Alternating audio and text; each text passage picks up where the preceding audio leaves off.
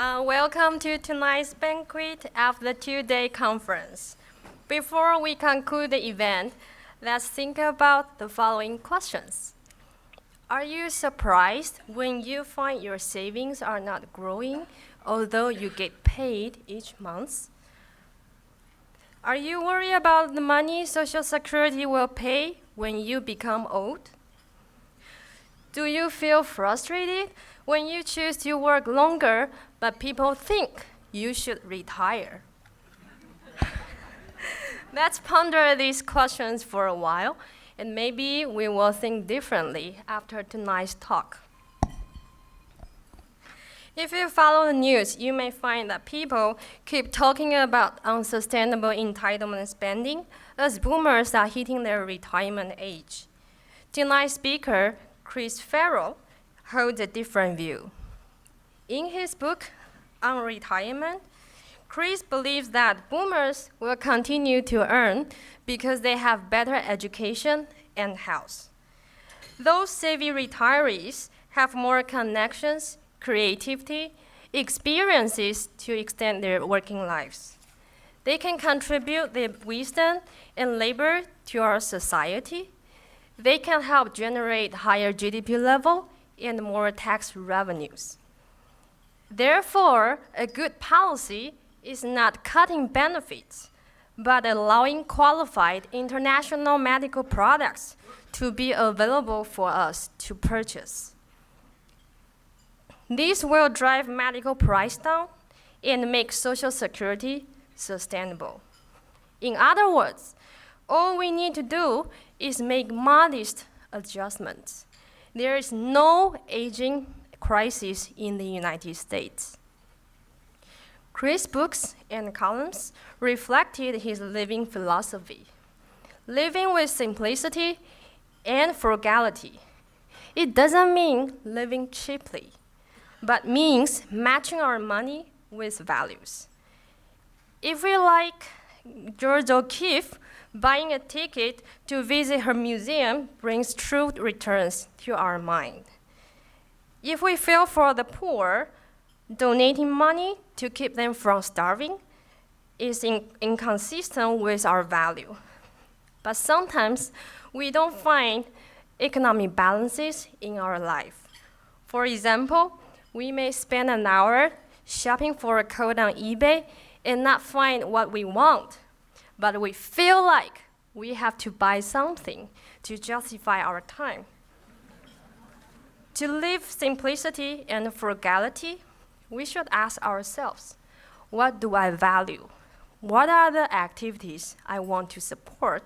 And what are the products I don't reward?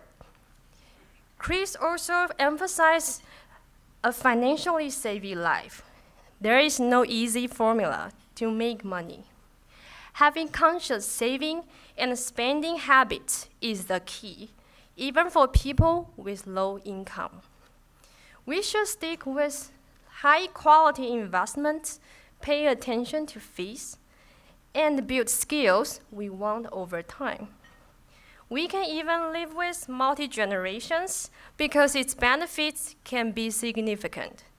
Grandparents are taken care of, and working adults, children get trusted help with childcare. Most importantly, a financially savvy life is ensured because they are sharing a house. Rethink the concerns raised at the beginning of my intro: unsustainable Social Security and unhealthy personal finance. Now, don't you think we can embrace more hope in our life? Chris' views have aroused our interest in these ongoing issues. In our final lectures of 52nd Nobel Conference, Chris Farrell, senior commentator for Minnesota Public Radio and Marketplace Morning Report, will take on the difficult task of wrapping up the conference for us. Without further ado, let's welcome Mr. Chris Farrell.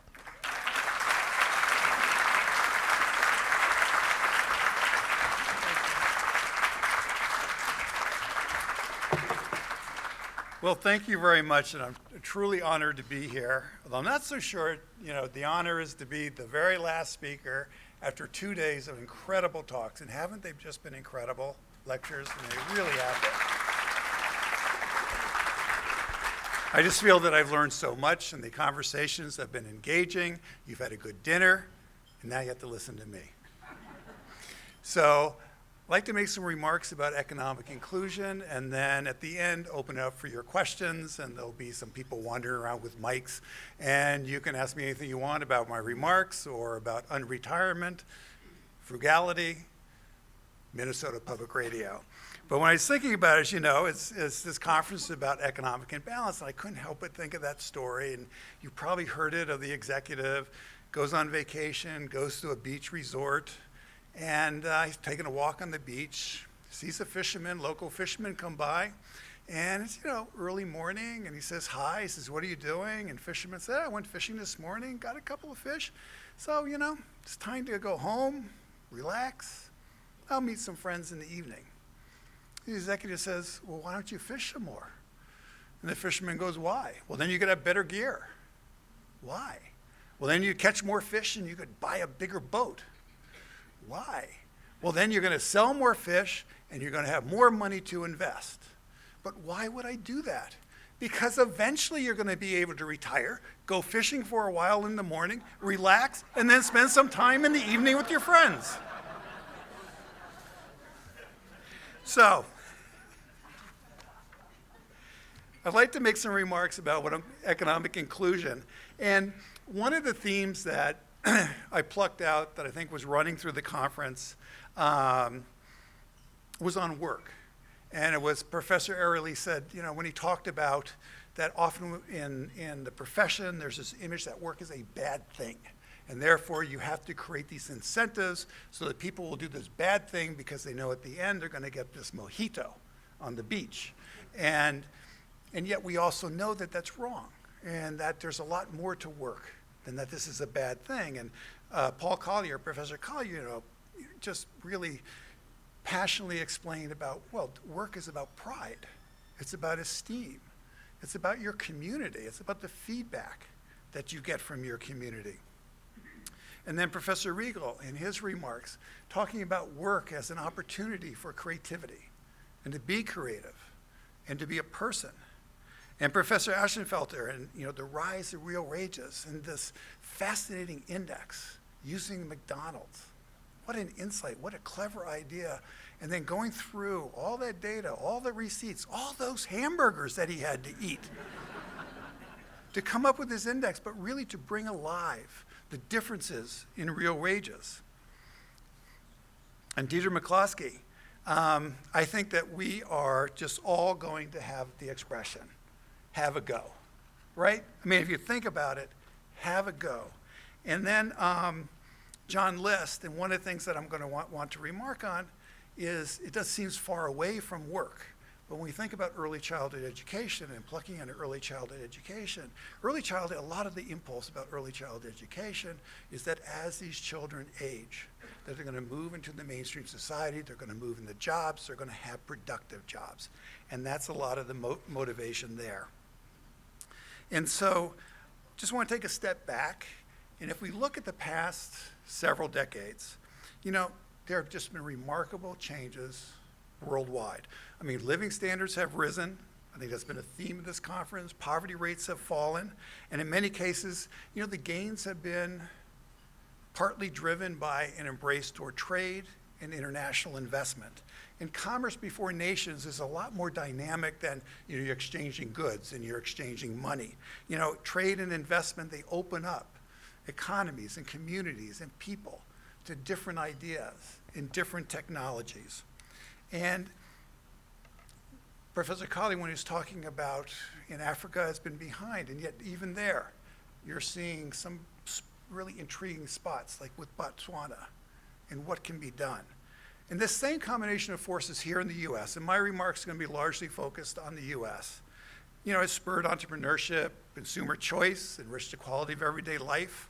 I mean, if you think about this, it's a cliche, but a smartphone really is a technology that is affecting our life at home and at work and as we travel. And yet, for a variety of reasons, there's been a disturbing slowdown in the growth of living standards for many Americans. The economic gains are increasingly concentrated among a smaller group, a wealthy slice of the population. So journalists like me, and I'm a journalist who writes about economics. I love economics. I love writing about economics. I love talking to economists. This has been heaven for me the last 2 days. But we write about things, or we talk on public radio about middle-class stagnation, decline in median household income, limited social mobility, Black Lives Matter, marginal and marginalized people, the decline in average life expectancy, or at least a stagnation in average life expectancy among middle-aged, low-income white women, particularly whites, but particularly white women in the South. And the swelling ranks of contingent workers, the reality of age discrimination, and the incarceration of millions of Americans who then are largely excluded from the job market because they have a record.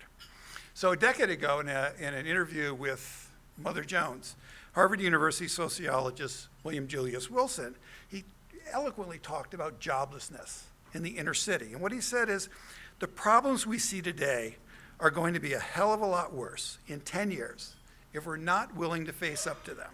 These kids are just not going to be absorbed into the economy, so what are they going to do?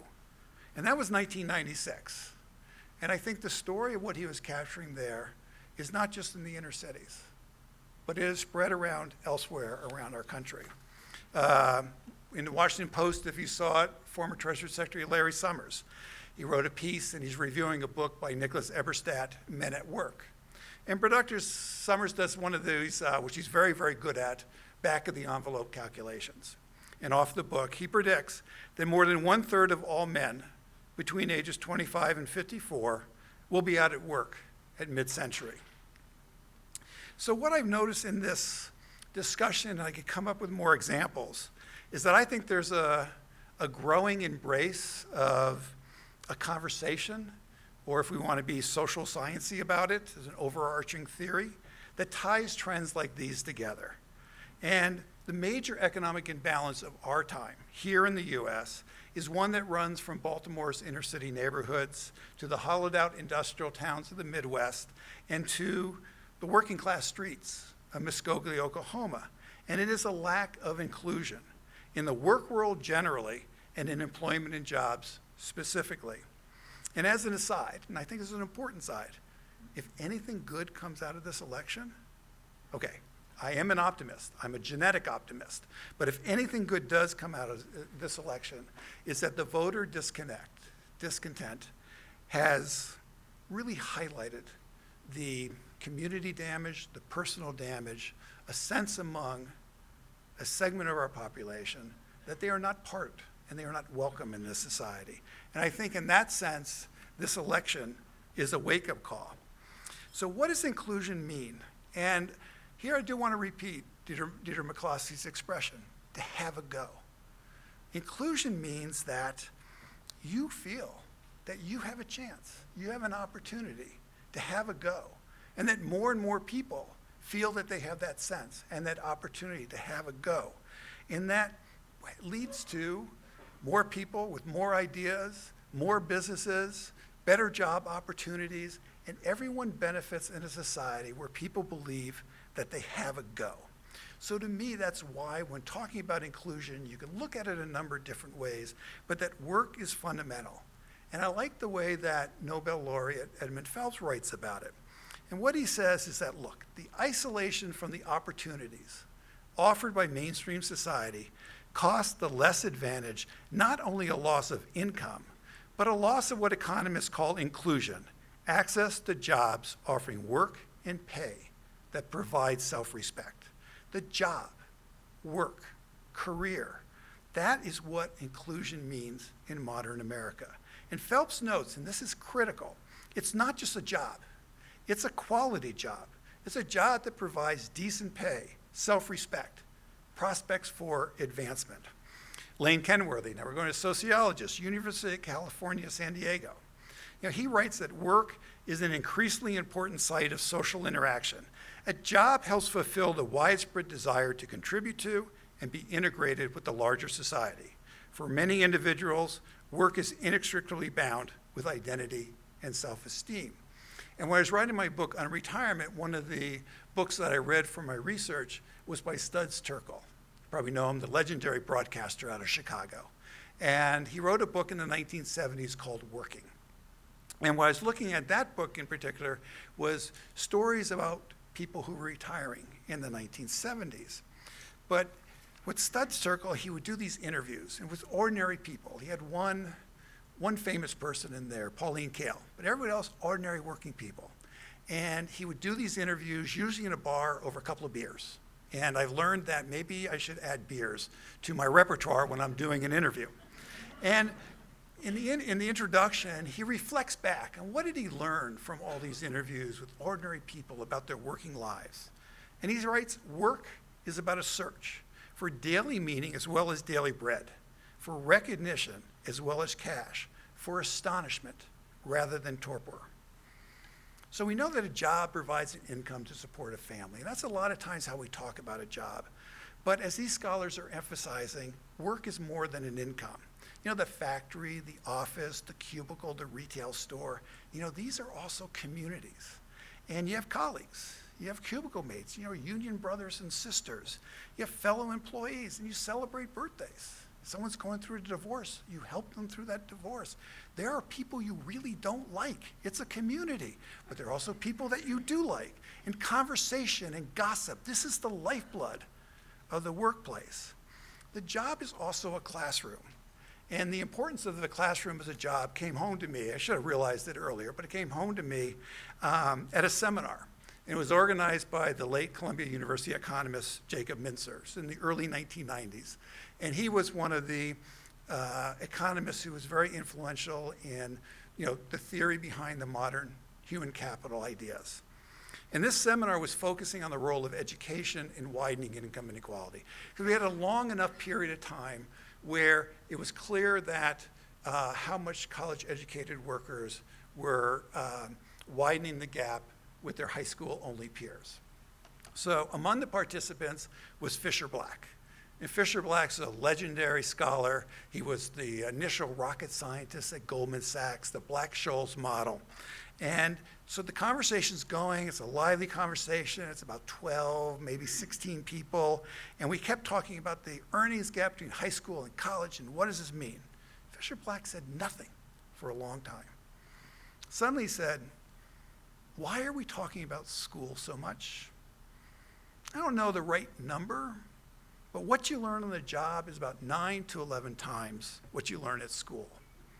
That seems to be a reasonable estimate. And we all stopped, the whole conversation stopped, and we all nodded. He's right.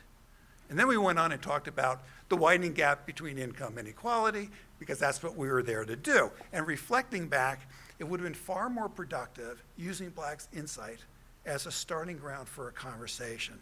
People learn on the job. So how do we get here? And there are different stories, there's different theories, there's different emphasis. They're only giving me a certain amount of time. So what I want to look at is some fundamental changes in the labor market and the social compact over the past half century. So following the Great Depression, Second World War, there was basically a bargain struck between the elites and workers. It's sometimes referred to as the Treaty of Detroit. So as scholar Ethan Kapstein, he's author of Sharing the Wealth, Workers in the World Economy. He said the deal was, look, international economic integration would both increase national income and social welfare. It's going to promote wealth and equity. There'd be greater opportunities for education and advancement, coupled with a social safety net that would protect people against hard times. So that's like unemployment insurance and Social Security. And this basic bargain was always talked about in terms of creating a middle class. So the GI Bill opened up college to the then new Americans, you know, the Irish, the Italians, the Polish, the Russians, East European Jews. My father, after World War II, he went to Columbia University. It took him 9 years to get his degree. He was in the Navy, he was going at night and the weekends, but he did get his degree thanks to the GI Bill. And then he had subsidies for home ownership. And again, they were justified by building a great middle-class society. And this middle-class society was fundamentally inclusive. right? I mean, a majority of people would kind of occupy this middle ground, and they have roughly similar incomes and roughly similar security, and a mere sliver of our society was wealthy, and a little more people were poor, but not that many. And during the 3 decades after the Second World War, the US economy grew rapidly. I mean, it was a golden age of economic growth, and so did the incomes of most households. It was the golden age in terms of economic growth. So in 2009, I was part of a public radio documentary team, and we spent time in Muncie, Indiana, and we were investigating the impact of the recession on the town of Muncie. Now, the reason why we picked Muncie, and you might know what the name, what the significance of Muncie is, but it's better known by another name, which is called Middletown. And Middletown is a wonderful book written by Helen and Robert Lind. And what they did, I believe they were working for the Rockefellers, and Rockefeller Foundation, essentially. And what they did is they made a study and a map, and they wanted to just spend time in the quintessential, typical, classic American town. And so they picked Muncie, Indiana. They moved there. They lived there for a year in 1924. And in 1929, their book, Middletown, came out, and it was a bestseller. And Muncie was a Midwestern manufacturing hub after World War II. It had a small university, small medical complex, some professionals, business owners. But what dominated the town's character, right, was the factories and their worker. This is where the Ball Brothers Glass Jar Company was. There's a GM transmission plant. There are other auto manufacturers there, and there are other glass manufacturers there. And from the end of World War II to the 1970s, young men, and just at this point it's really a story about young men. They'd graduate from high school, they'd join a union, and they made a good living at the factory. And if they joined one of the smaller companies, factories that didn't have a union, they were actually paid pretty well in order to keep the gap between union wages and their wages not too wide. And they pocketed their earnings, and they bought cars and homes, and they barbecued on the patio, and they dreamed of retirement. And the expression of the time was that they were working class in the factory and they were middle class at home. Now, we can't get too romantic about the grand bargain, right? I mean, we know the system largely excluded blacks and women. So the GI Bill benefited very few blacks, especially in Jim Crow South. And the ranks of poor were much larger than were imagined at the time. Nevertheless, when you go through and you look at the improvements in income, consumption, employment, education available to workers and their children, the American dream seemed within reach for more people than at previous time in history, writes Capstein. And the 1970s now marks a turning point. And it's a long turning point to get us to here. But we had a painful decline in manufacturing, took hold in the late 1970s. You had the dramatic decline in membership of private sector unions, which is about a third of the workforce in the early 1950s, but it's down to around, depending, 5 to 6% today. Corporate rivals from overseas nations, they move factories here, facilities here, intensely competitive environment. In 1986, Business Week had the cover story, The End of Corporate Loyalty. The management no longer thought much about just laying off a whole division. And so senior management, they restructured, they downsized, they right-sized. What's your favorite euphemism? And the result is millions of Americans lost their jobs while companies dropped their payrolls. And the prospects actually got grimmer for the high school only. Now, you can't paint too dark a picture of this, right? We know that the rewards to education rose, and college graduates now essentially make twice as much as their high school only peers. And since the late 1970s, college graduates, both men and women, have seen their wages rise. And we've also seen the rise of Silicon Valley, lots of technological innovation. The United States has been an enormous beneficiary of overseas auto companies, BMW being down in South Carolina, Honda being in Ohio, Marysville, Ohio. So, and so there was a lot of activity that benefited the US. Nonetheless, more people saw their wages flat to down depending on the measure and the time frame that you're using. And even recent college graduates over the past decade have seen their real earnings decline. So there's a sense of wages are more stagnant, there's greater insecurity, workers are more transient, they're less attached to their workplace, and they've lost leverage with their employers. And workers on the wrong side of a trade or of innovation, they're largely on their own. And by the way, this is not an argument against trade or innovation, because with trade, for example, the benefits are enormous. They are incredible, but they're spread throughout the society. But if you're on the wrong side of that trade, you can really lose. And what I think I'm talking about, I think a lot of what the economist and the theologian talked about earlier today, or the past 2 days, has really been about how do you think about the bottom third of society and raise them up, raise their living standards, raise their prospects, raise their opportunities. So we have things like the Trade Adjustment Act, right? It's an inadequately funded federal program. And it does provide retraining, financial support if you lose your job to international trade, but it's really hard to qualify. It's very limited benefit, and it's not much funding there. And displaced workers have found it harder and harder to find new jobs, and typically their next job pays less, and oftentimes doesn't come with health insurance or a retirement savings plan from their employer. And their recent economic research, and some of it's controversial, now suggests that the impact of China was much greater on the US manufacturing worker than was anticipated or expected. And here's how this is a 2004 Business Week cover story. The China price. They are the 3 scariest words in US industry. In general, it means 30% to 50% less than what you could possibly make something for in the US. Makers of apparel, footwear, electric appliances, and plastic products, which have been shutting US factories for decades, know well the futility of trying to match the China price. Now that was 2004. Now as the gale winds of technology and trade captured by Business Week back then, there's been a lot of job churning. There's been lower lifetime incomes than anticipated, and employment rose both in the manufacturing and the non-manufacturing sectors in these regions of the economy negatively affected by trade.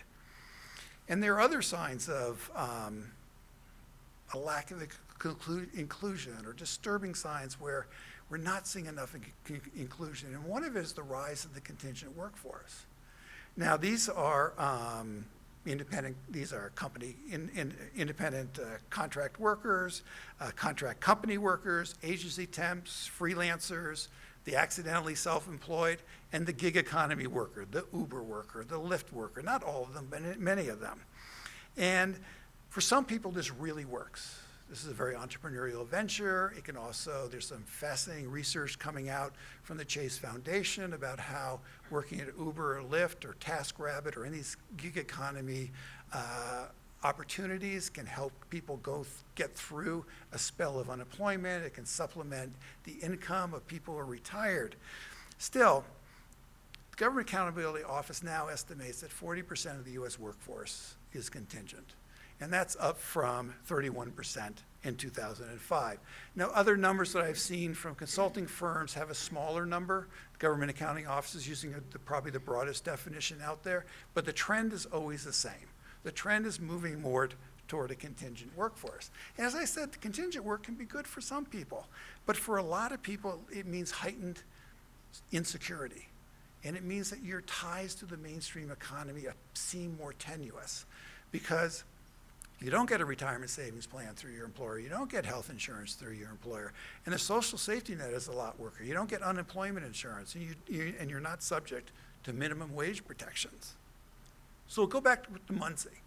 So the auto parts maker, Borg-Warner, had opened its Muncie plant, 1928. Now, I love old industrial architecture. I think it's beautiful. So this Muncie plant, it's enormous. And it's that red brick, and it's got the green glass skylights at the top. And it used to have 4 shifts, and it employed 1,000 people. When we were there, there's just a couple cars in the parking lot. It was down to a trickle, and actually the day that we were there, the day after we were there, the plant was finally closed. And one of the people we interviewed was Charles. And his father had labored on the assembly line in GM for nearly 39 years. And he went to work Borg-Warner right after high school, 1983. And he lost his job in 2008 at age 53.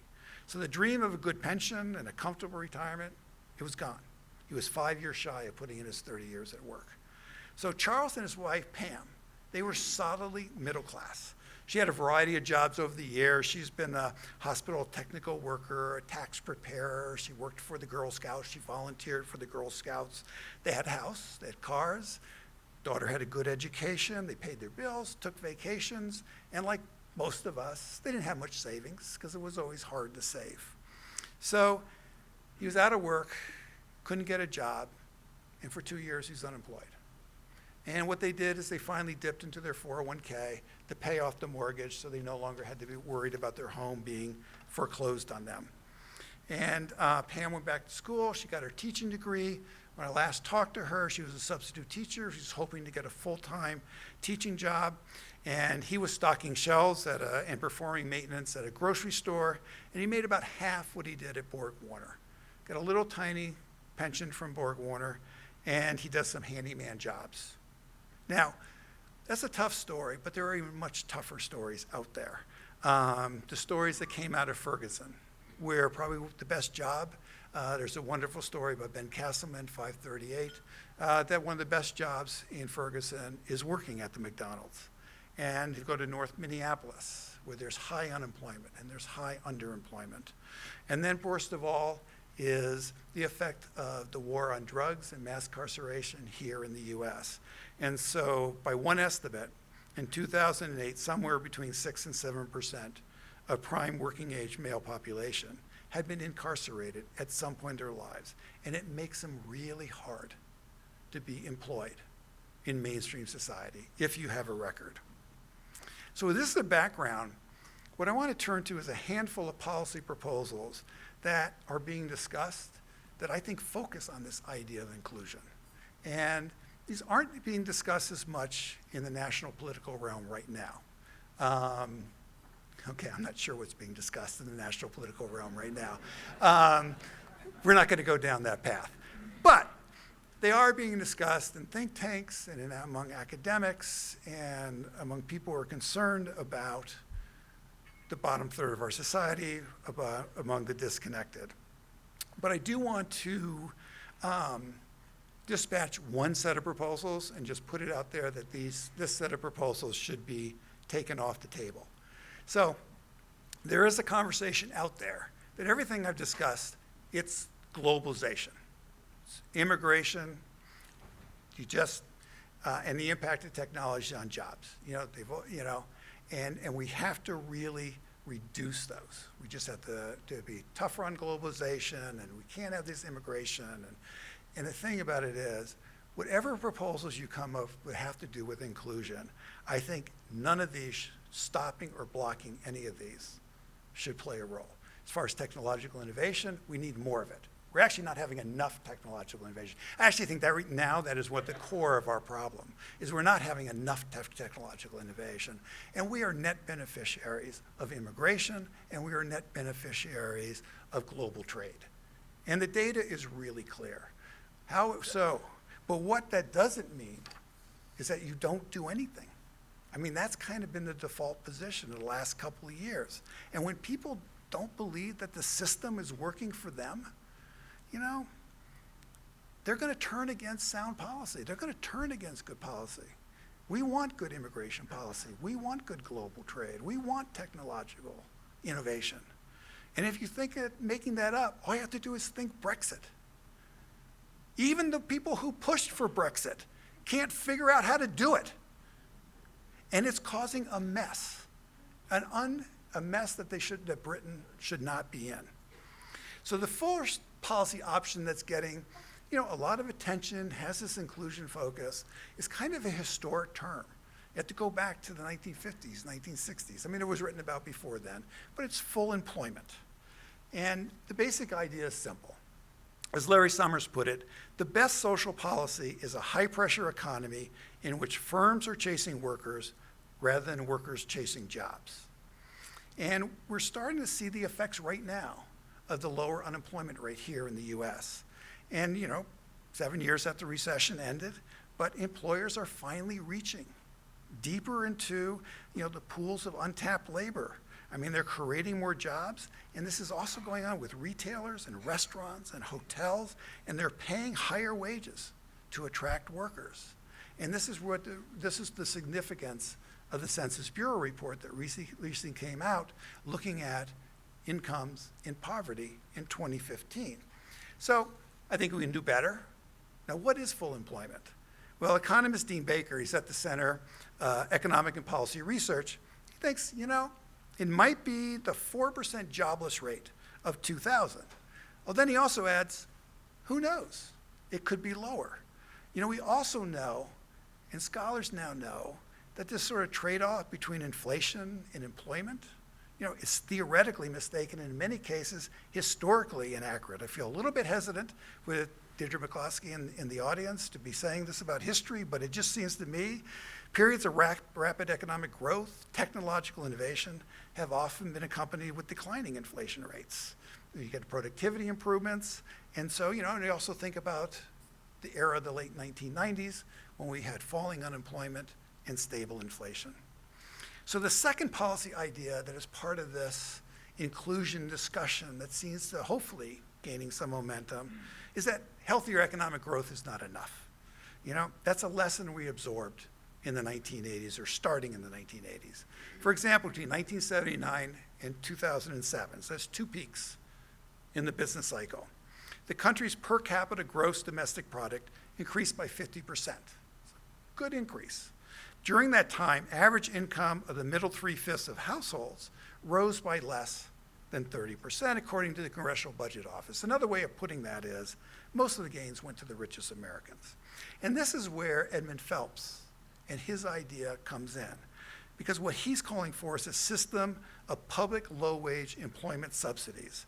And this is in order to attract marginalized workers to the business sector, shrink their unemployment rates, and boost their pay. So the subsidy would be like a matching grant. Lane Kenworthy has a different idea. And what he wants to do is build on the earned income tax credit. It's an idea that Phelps doesn't think is as powerful as his. But this is the kind of discussion I think we should be having. And the EITC, Earned Income Tax Credit, is America's major anti-poverty program.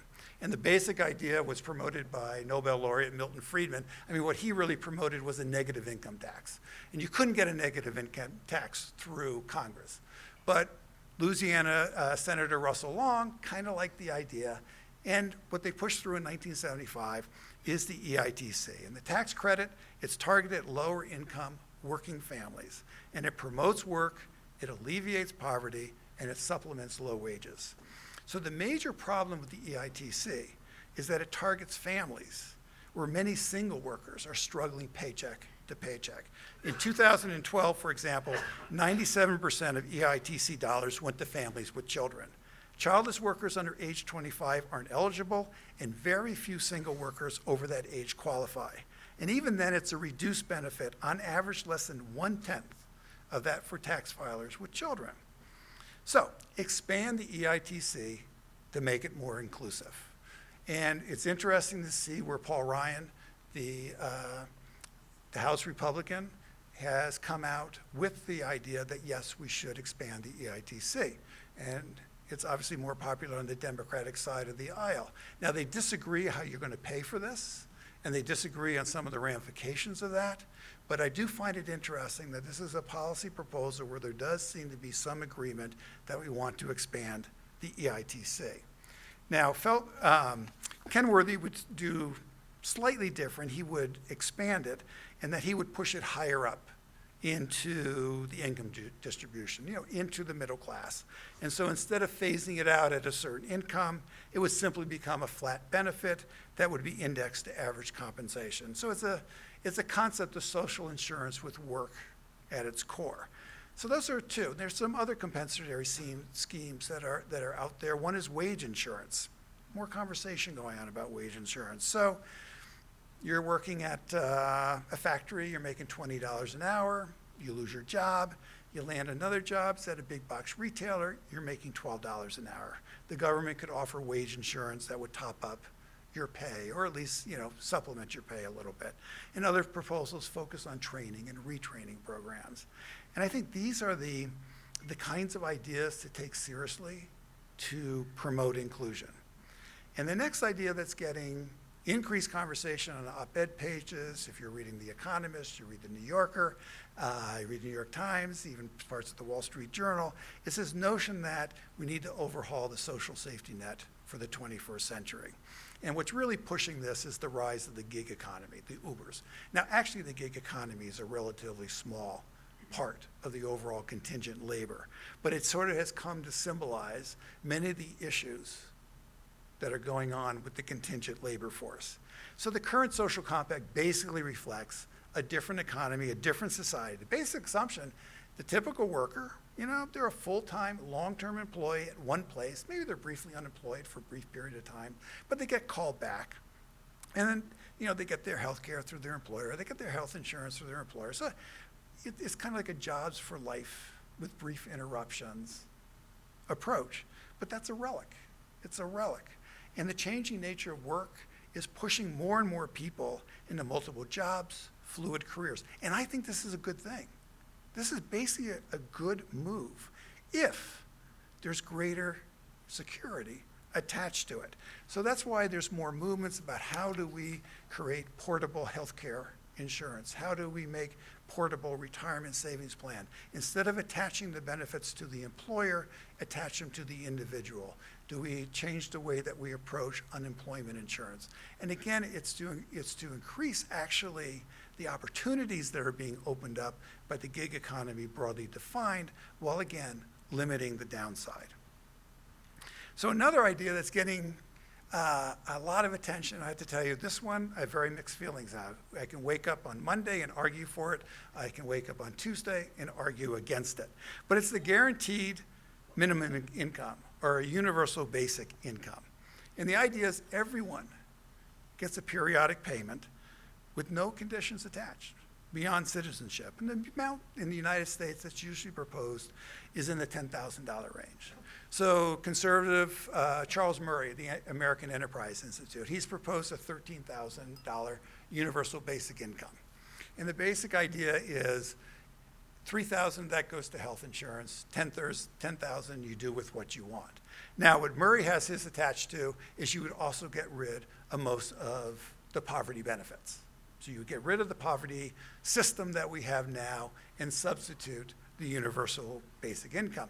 More liberal proponents don't really like that idea. What they like about the universal basic income is that it's going to lean against the tide of inequality, or at least it's going to raise the poverty floor. And so that's why they're pushing. And then you got Silicon Valley types who are very nervous that the combination of automation and algorithms means that unemployment is going to get worse, long-term structural unemployment, and so they're pushing the idea of a universal basic income. But the reason why I include that, because this conversation is going to grow. The late Nobel laureate and supporter was Herbert Simon. And the way he saw the universal basic income is he said, it's equivalent to recognizing shared ownership of a significant fraction of the resources, physical and intellectual, that enable a society to produce what it produces.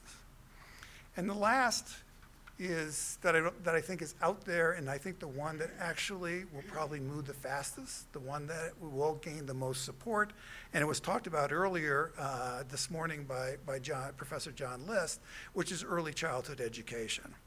And here you're going to get the sense is growing, and I think the sense is right, that this is how you're going to get the most bang for your public dollar buck.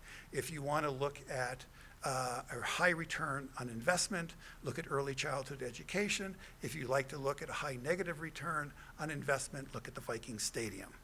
So that's how you can really think about it with public dollars. But here you have economists like John List, you have James Heckman at the University of Chicago, you have Art Rolnick here, co-director of the Human Capital Research Collaborative at the Humphrey School. You have lots of neuroscientists and other scholars, all pushing toward that this is where the long-term return, and this is where you are going to have a long-term improving the odds of increasing the odds that people coming from at-risk neighborhoods, low-income neighborhoods, will have the set of skills to participate in mainstream society. So I want to end on a note, another public radio documentary. And a colleague and I, we went to Chicago a couple years ago, And we did a public radio documentary on the movement of tearing down the large public housing complexes and replacing them with mixed income neighborhoods. And so we interviewed a lot of people, and in one moment, we interviewed a group of women at the Henry Horner Project. And these women had successfully fought the Chicago Housing Authority to have a voice in the remodeling of their housing project. And they won. It was a remarkable feat, and they were incredible people. And unfortunately, it was a radical idea at the time. I have a feeling it still is a radical idea. But the point is that during our conversation, there's this former public housing resident, current public housing employee, and she turned to us, and she said, how do we connect the disconnected? That's the key to success in this community and any other community, is connecting the disconnected. And she's right. And I think that's what a focus on inclusion does. It pushes you to think about, how do we connect the disconnected? There are a lot of problems in our society, all right? And we could talk about them. But the fact of the matter is, I think this is where economics matters. And this is a movement that can really change the direction of our conversation about opportunity, about wealth and incomes, and starting new businesses, and innovation, and ideas. Any questions?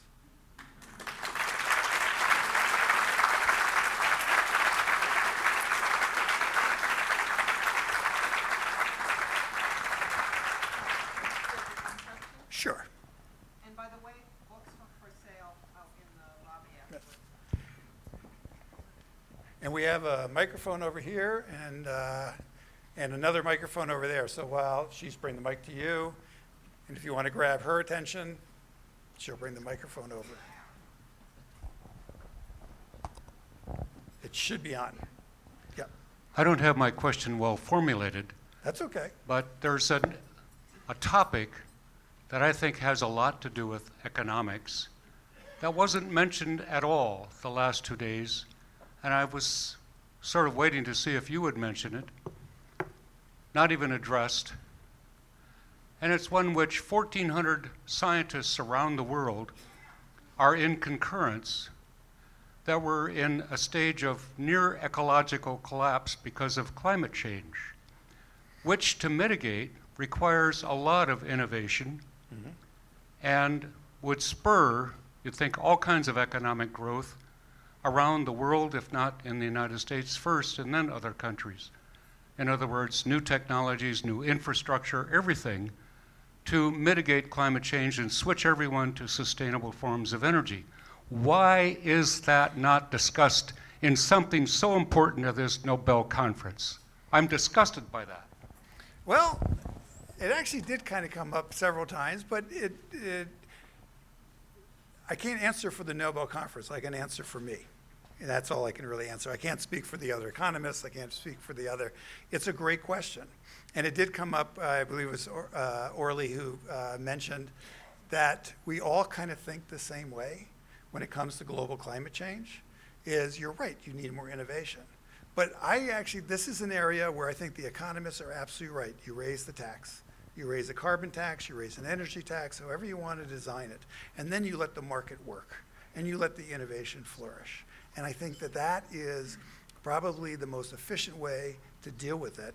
It came up in parts of the conversation, but I would put that as part of, in my perspective, this is something that's going to take a long time to deal with.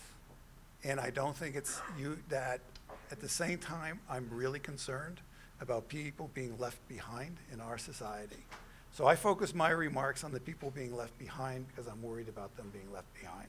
If we want to talk about global climate change, it'd actually be a lot shorter conversation with me. It would be, look, create a political movement that raises the tax and then truly let the magic of the market work. There may be other arguments within this room, but that would be my argument. I think that global climate change at this point is a political issue, less of a scientific issue, and the politics are incredibly complicated. So I'll speak for myself at least. So I don't know if you remember my talk, but at the end I had a slide titled great big externalities. And I said one of the most important issues facing humankind today is climate change. Yeah. But you didn't elaborate on it. Well, I can only elaborate on so many things that I'm working on. What I did elaborate on is I think that households are a fundamental part of the problem.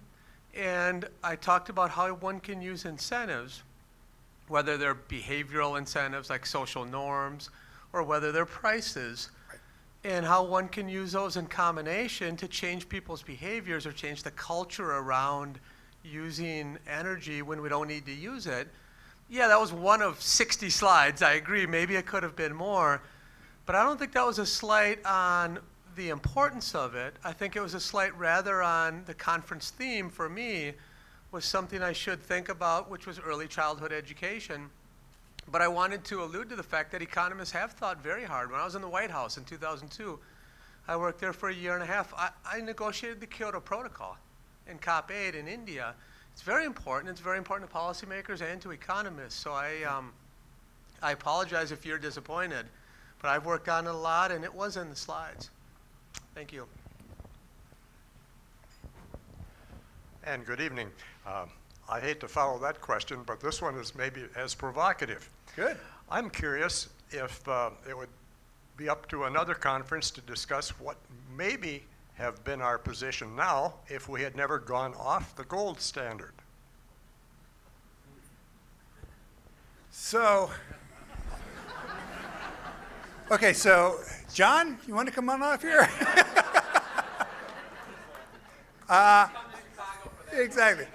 So all I can do is give you my opinion on that one, and it would be a fascinating conference. I think it would be a disaster to go back to the gold standard. I think there are very good reasons why we went off the gold standard, and there's a remarkable story, and it was told to me by the and I'm blanking his name. He was a longtime treasurer at Exxon, and his father, who was in the Treasury Department, was sent over to Germany after the war to set up the Deutschmark currency, which was 4 marks to the dollar. And so I believe this must have been 1946, 1947.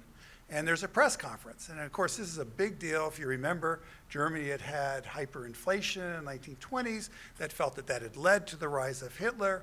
And so here's this person who's been told that you're going to establish the new German currency. And so the first question was, where's the gold? There's no gold. Where's the silver? There's no silver. Well, what's backing this?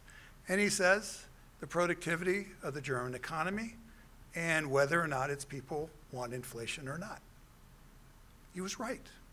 I mean, I think the advance going from the gold standard to central banking was right.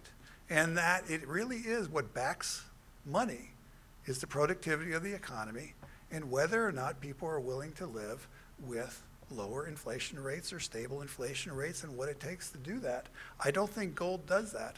I think what gold ends up doing is it's sort of like a mystic. It has an aura, it has a mystery, but there was a period of time where it seemed to really work. And was it the gold standard or was it the way that the global economy evolved at that point at which gold was part of it? But I much prefer central bankers to gold. I would prefer human capital to a physical piece of capital. Well, there was a period Right. in the 1970s and 80s, period in the 1970s and 80s, when the central bankers weren't behaving very well. And they printed and they printed and they printed. But it takes a while, but people learn. Yeah, finally they learned. Finally they learned their lesson. I've written on the gold standard myself, and the basic point about the gold standard is it's a system of fixed exchange rates. That's basically all it is. And we can have fixed exchange rates with fiat money or flexible exchange rates, but the key thing is to persuade the central bankers not to do that again.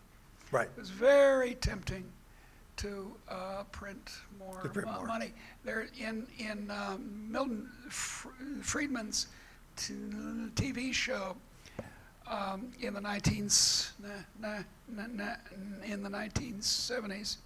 He was in the government printing office where they make the money, and inflation at the time was 12%, upwards of 15%.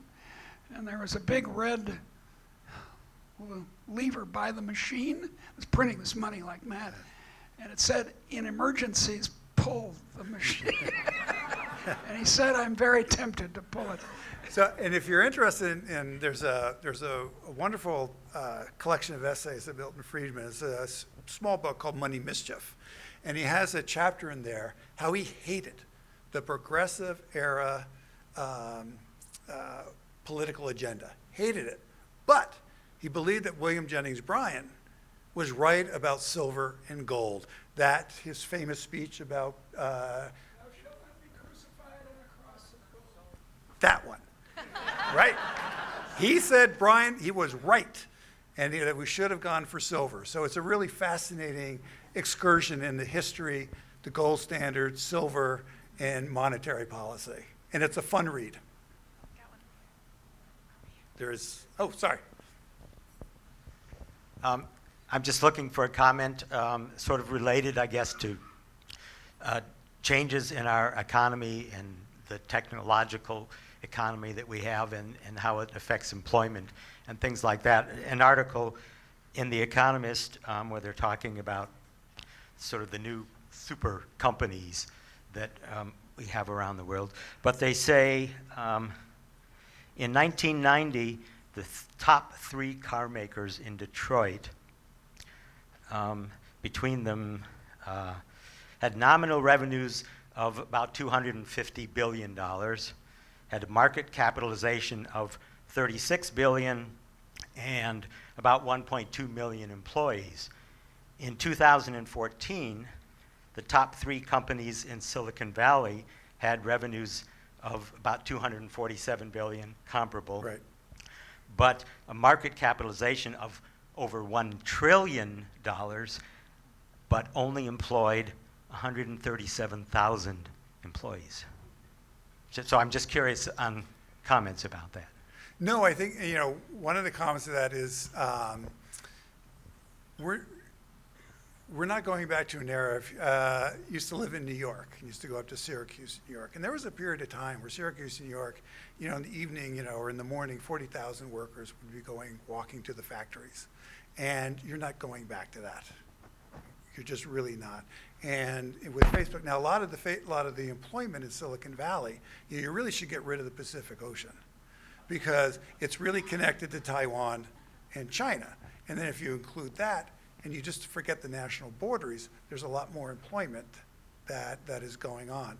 But I think this is part of the reason why, immigration is good for us because it adds to the size of our economy, adds to the pie.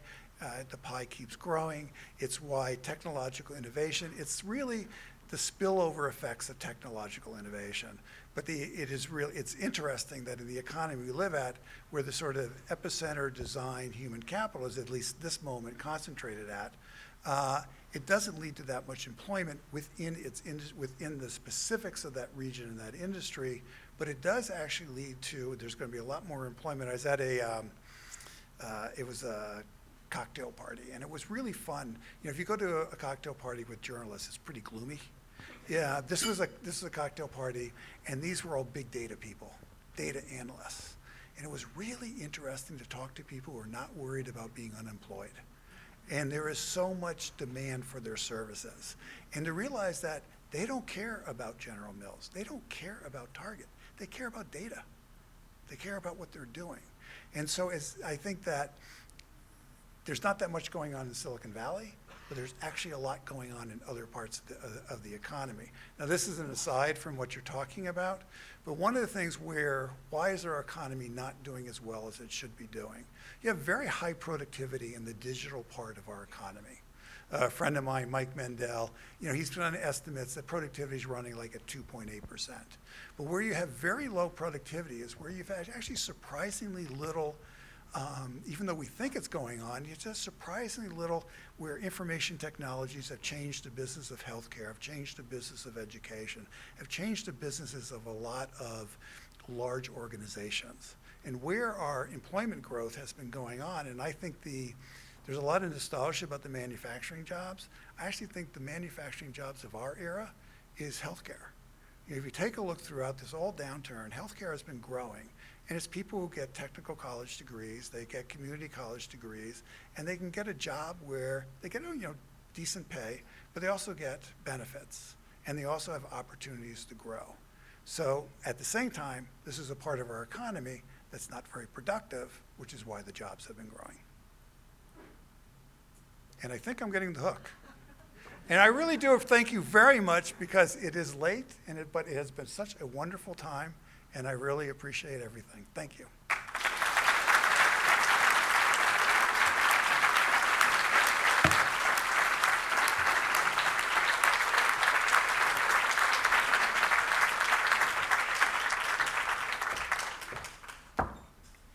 Thank you very much, Chris, for that. And now I'd like to introduce the president of the college, Rebecca Bergman.